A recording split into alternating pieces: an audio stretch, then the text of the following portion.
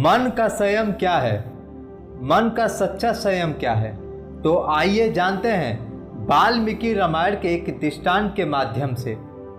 वाल्मीकि रामायण में एक दृष्टांत वर्णित है। बात उस समय की है जब हनुमान लंका में मां सीता की खोज कर रहे थे। उन्होंने अति लघु रूप धारण किए हुए थे। इस रूप में वे राज्य महलों, रंग महलों, सायन कक्षों आदि प्रत्येक स्थान पर गए। यहाँ उन्होंने कई राजपुरुषों को मद के नशों में चूर राग विलास करते हुए पाया। यह दृश्य देखकर व्याकुल और शोकाकुल हो गए। मन में पश्चाताप की अग्नि जल उठी। मैंने यह क्या पाप कर डाला? ब्रह्मचारी होते हुए ऐसे वासनात्मक दृश्य देख लिए। अब मुझे पश्चाताप करने के लिए क्या करना चाहिए?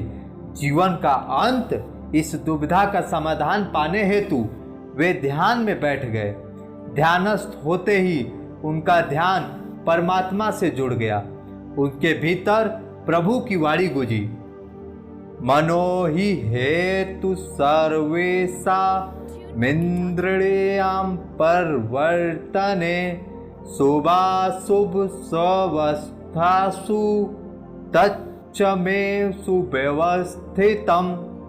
हे हनुमान, सारी इंद्रियों को शुभ अशुभ कार्य में लगने की प्रेरणा देने का कारण मन ही है।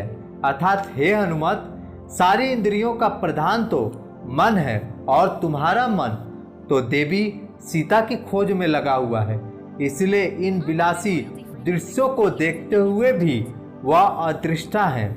तुम्हारी इंद्रियां इन्हें देख रही हैं, पर तुम्हारा मन इनसे अछूता है। प्रभु काज में रमा है, सद्विचारों से ओतप्रोत है, इसीलिए तुम निष्पाप हो। कहने का भाव कि जब इंद्रियों के साथ आपका मन जुड़ जाए, इंद्रियां जिस वस्तु को देखे वह सुने, उसमें मन भी आसक्त हो जाए, तब समझो कि आप अनिग्रही हुए, आपका संयम भंग हुआ है। इसलिए संयम का केवल इंद्रिया निग्रह नहीं बल्कि मनोनिग्रह अधिक है।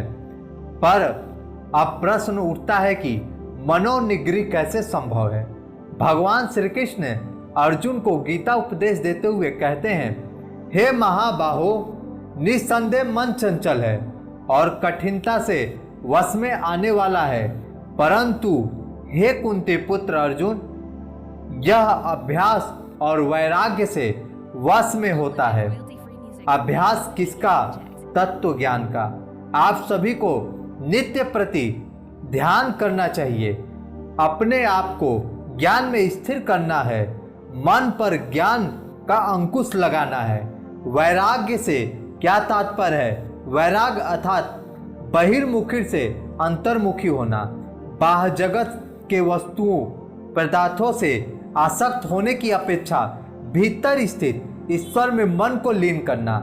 जब हम पूर्ण निष्ठा से ज्ञान का अभ्यास और वैराग्य को धारण करते हैं तो मन संयमित होता है। मन का संयम ही सच्चा संयम है।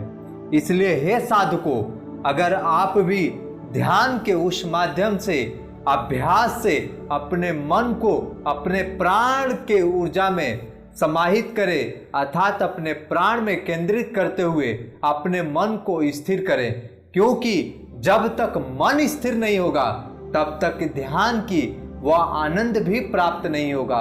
इसलिए हे साधकों, आप भी हनुमान जी जैसे अपने मन को स्थिर करें व अपने प्राण बल को उस ईश्वर में स्थिर करें।